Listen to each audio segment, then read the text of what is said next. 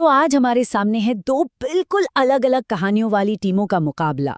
एक तरफ है दिल्ली कैपिटल्स जो जीत की लहर पर सवार है और दूसरी तरफ है गुजरात टाइटंस जो हार के भंवर से निकलने के लिए जूझ रही है।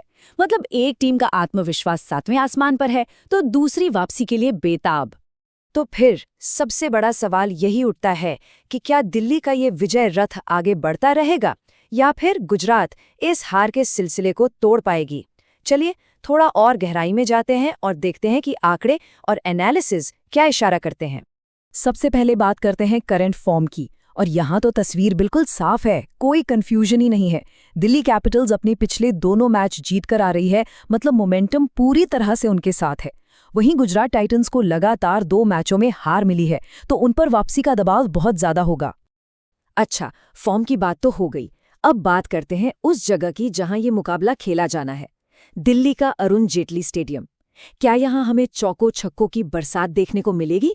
आइए जरा पिच का मिजाज समझते हैं। देखिए दिल्ली का ये मैदान बल्लेबाजों के लिए किसी जन्नत से कम नहीं है।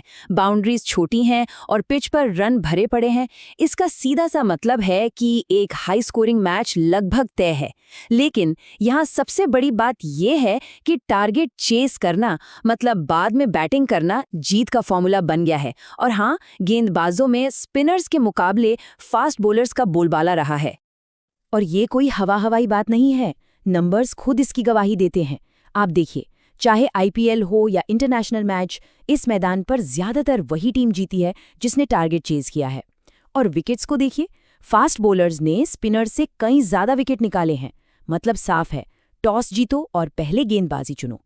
तो पिच की कहानी तो समझ आ गई। अब जरा दोनों टीमों के अंदर झांकते हैं, उनकी ताकत क्या है और कौन सी नस दुख रही है, इसका पता लगाते हैं। चलिए एक एक करके दोनों टीमों को देखते हैं।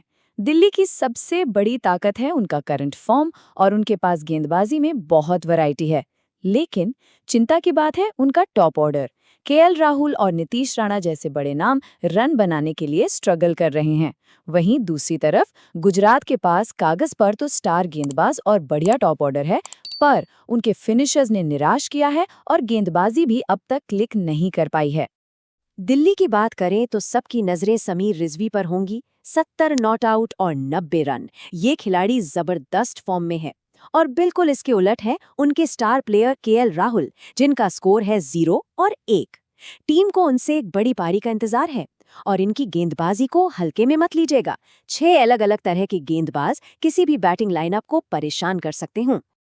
अब आते हैं गुजरात पर। साई सुदर्शन वो खिलाड़ी हैं जो लगातार रन बना रहे हैं और इस मैदान पर तो उनका रिकॉर्ड कमाल का है। गेंदबाजी में अशोक शर्मा एक ऐसे स्टार हैं जो तेजी से उभर रहे हैं, लेकिन असली सिरदर्द है फिनिशिंग। तेवतिया और शाहरुख खान की जोड़ी आखिरी ओवर्स में वो तेजी नहीं दे पा रही है जिसकी टीम को सख्त जरूरत है।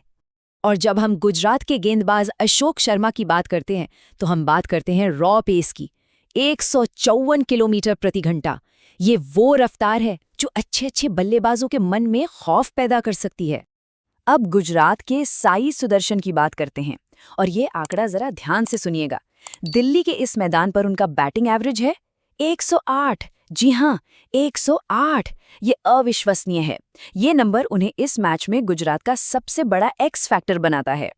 चलिए अब उन मिनी बैटल्स पर नजर डालते हैं जो इस पूरे मैच का नतीजा तय कर सकते हैं, मतलब प्लेयर वर्सेस प्लेयर की टक्कर।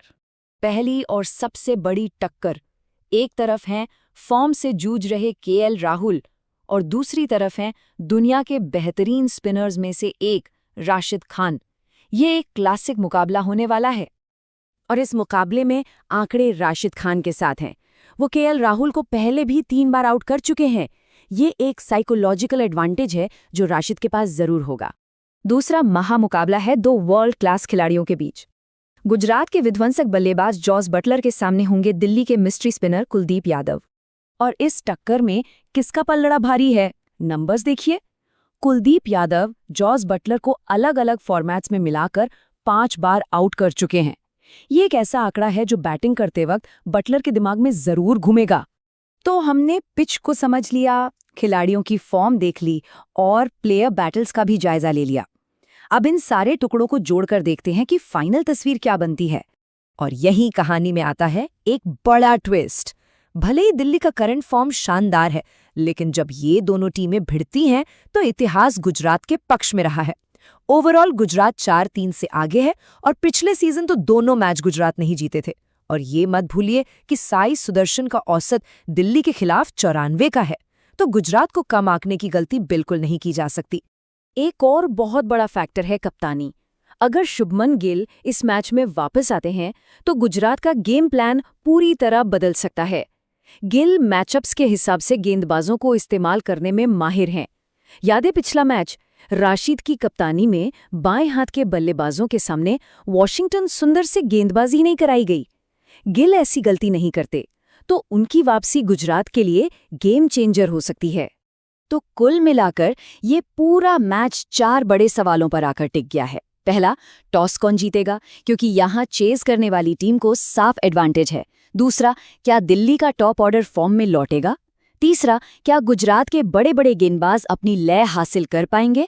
और चौथा और सबसे अहम, द गिल फैक्टर, क्या शुभमन गिल की वापसी गुजरात की किस्मत बदल देगी।